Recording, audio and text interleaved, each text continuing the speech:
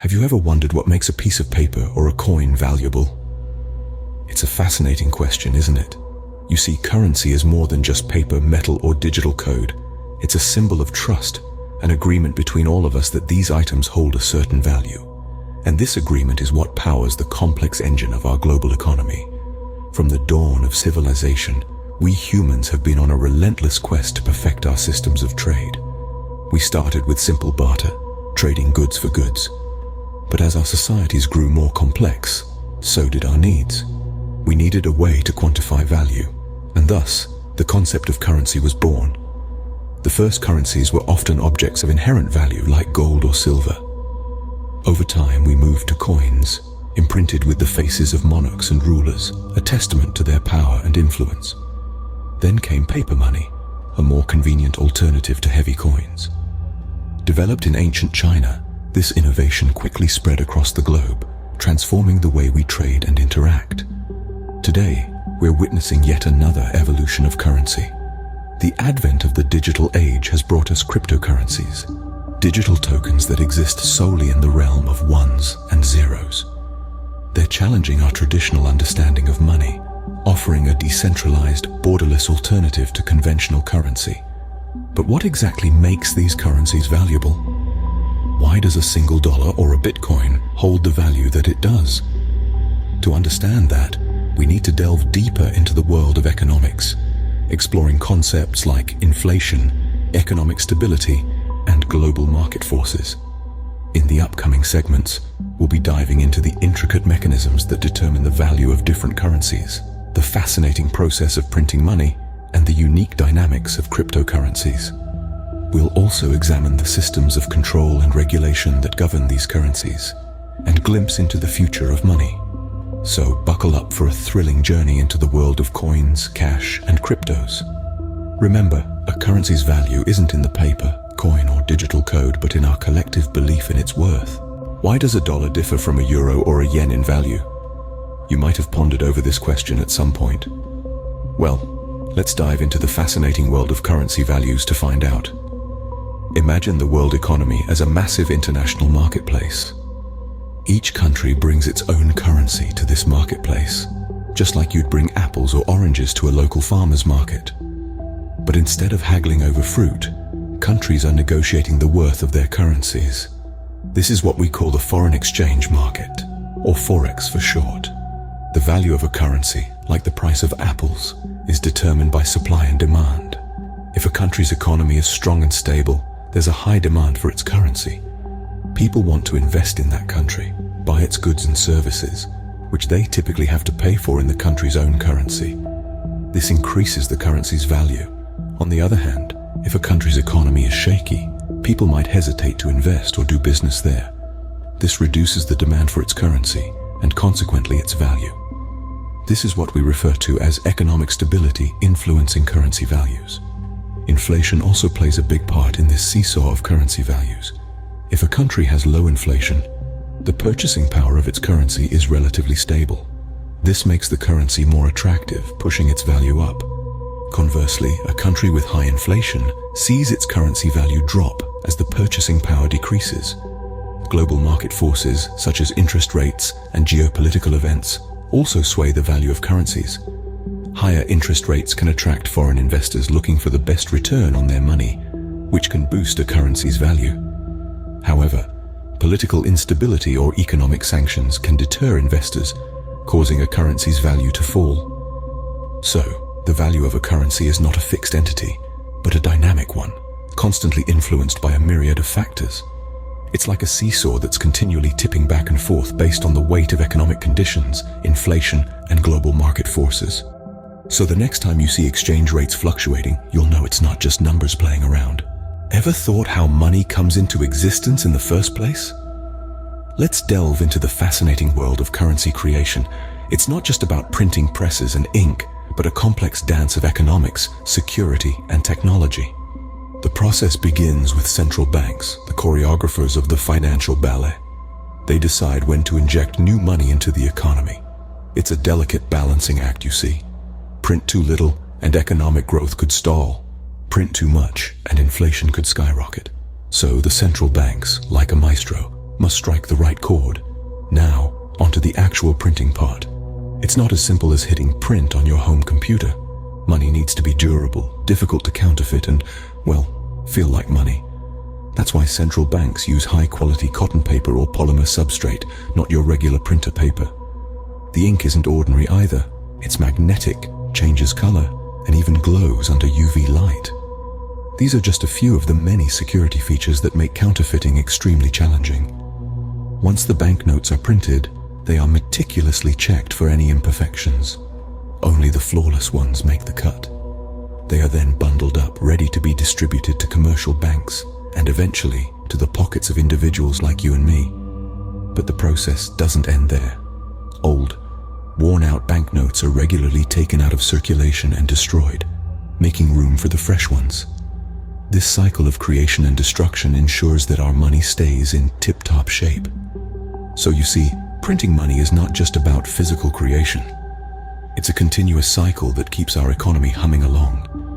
It's about keeping the balance, preventing counterfeits, and maintaining the value of the currency we work so hard to earn. Printing money, therefore, is not just about paper and ink, but an intricate process involving economic judgment.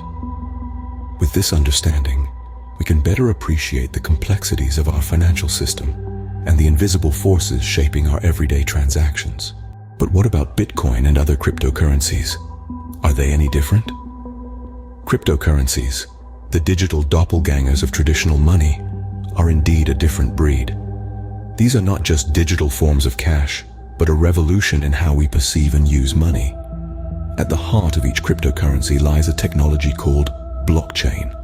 Picture a chain of digital blocks, each carrying a record of transactions. This chain is not stored in a single place like a bank's database. Instead, it's distributed across a network of computers around the world. This decentralization is a game changer, making transactions transparent, secure, and resistant to censorship. Now let's talk about the birth of cryptocurrencies. Ever wondered how new coins come into existence? It's a process called mining. But unlike digging for gold, crypto mining involves computers solving complex mathematical problems. As a reward for this computational labor, miners are given new coins. This process not only creates new cryptocurrency, but also validates and records transactions on the blockchain. But what gives cryptocurrencies their value? It's a cocktail of factors. Supply and demand play a big role. The more people want a particular cryptocurrency, the higher its price. The usefulness of the cryptocurrency, its security features, and its acceptance by businesses and individuals also influence its value. Cryptocurrencies are also influenced by investor perception. News about security breaches or regulatory changes can cause prices to swing wildly. This volatility is a double-edged sword, making cryptocurrencies a risky but potentially lucrative investment. However, the true value of cryptocurrencies may lie beyond their price. They offer the promise of a financial system where you have more control over your money and transactions are fast, cheap, and borderless. Cryptocurrencies are a new breed of digital assets, redefining the concept of money in the digital age. Who controls our money and how? An intriguing question indeed. Let's dive into the world of control and regulation that governs our currencies. When it comes to traditional forms of money like coins and cash, the central banks and governments hold the reins. They regulate the money supply, defining how much currency is in circulation at any given time. This control is vital for maintaining economic stability. Ever wondered why we don't just print more money to solve poverty? Well, it's because an increase in money supply can lead to inflation, decreasing the value of our currency. Central banks use various tools to manage the money in circulation. They can change the interest rates, affecting how much people save or borrow. They can also engage in open market operations, buying or selling government bonds to influence the amount of money in the economy. But what about cryptocurrencies? Who controls the digital coins? The answer is a bit more complex. Cryptocurrencies operate in a decentralized system, meaning no single entity has control over them. Instead, they're governed by blockchain technology, a network of computers or nodes that validate and record transactions. One of the key aspects of this control is the consensus mechanism, a set of rules that the nodes follow to agree on the validity of transactions. This can take various forms, like proof of work or proof of stake, each with its distinct features and implications. Cryptocurrencies are also controlled by their code, which defines the total supply of coins. For example, there will only ever be 21 million bitcoins.